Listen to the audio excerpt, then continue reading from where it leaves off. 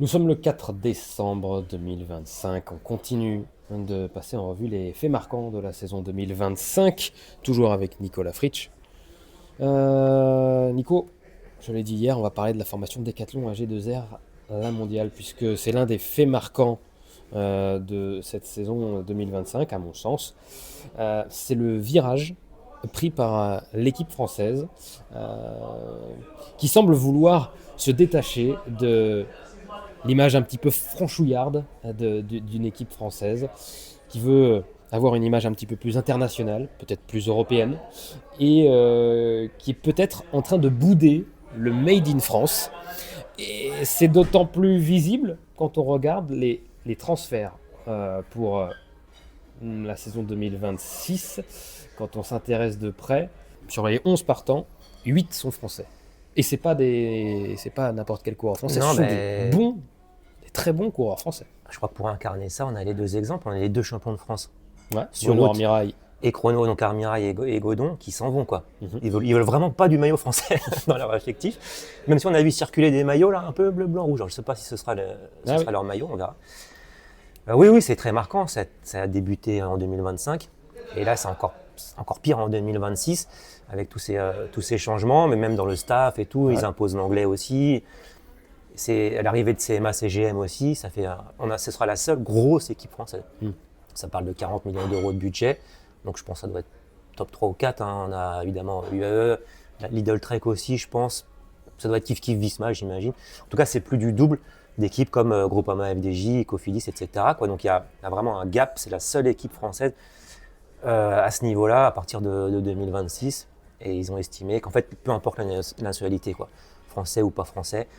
Et tu penses qu'en plus, en plus de se dire, peu importe la nationalité, on recrute pas français, est-ce qu'il n'y a pas en plus cette volonté, tu penses, en interne de se dire, ah, on essaye de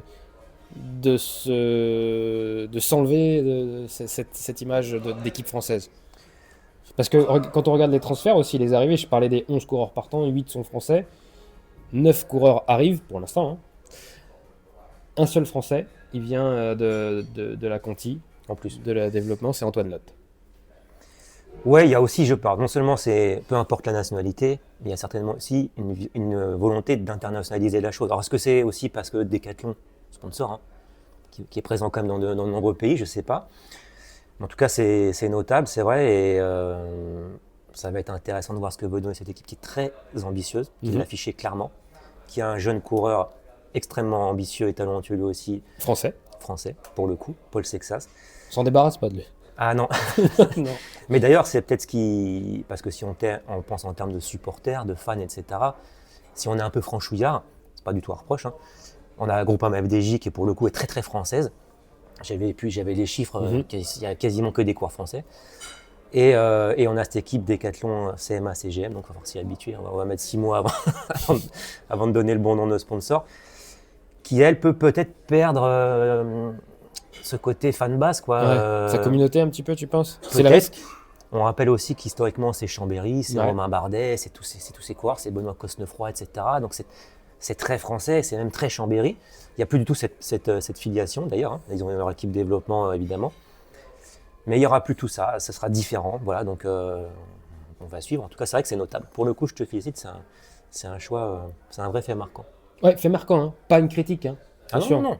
Fait marquant. Non, puis encore une fois, C'est on a factuel. comme la chance d'avoir comme ça une équipe avec un tel budget. Ouais. Quand je pense au cyclisme italien, par exemple. Avec des sponsors français. Français, pour le coup, ouais. Ambitieux, en tout cas. Je pense qu'il y a un mot, c'est ambitieux. On rappelle que Benoît Cosnefroy, que Dorian Godon, Victor Lafay, Bruno Armirail, Clément Berthet, Nance Peters, Geoffroy Bouchard et Bastien Tronchon quittent donc cette équipe. Ce qui est fou aussi, alors je suis désolé, je vieillis, tu vois, c'est qu'on a, on parlait des deux champions de France, hein, Dorian Godon, il va chez Ineos. Ouais, ils vont dans des équipes étrangères. Bruno Armirail, il va chez Visma, mais non seulement des équipes étrangères, mais dans le top, quoi, hein. Benoît Cosnefroy chez UAE. Donc on n'est pas conservé ou on quitte une équipe française pour aller dans les 3 meilleures équipes du monde. Enfin, Ineos c'est un petit peu moins dans le classement, mais bon, l'idée est là, quoi. J'ai cru que tu allais dire Victor Lafay qui va aussi dans une équipe étrangère, mais non. C'est vrai.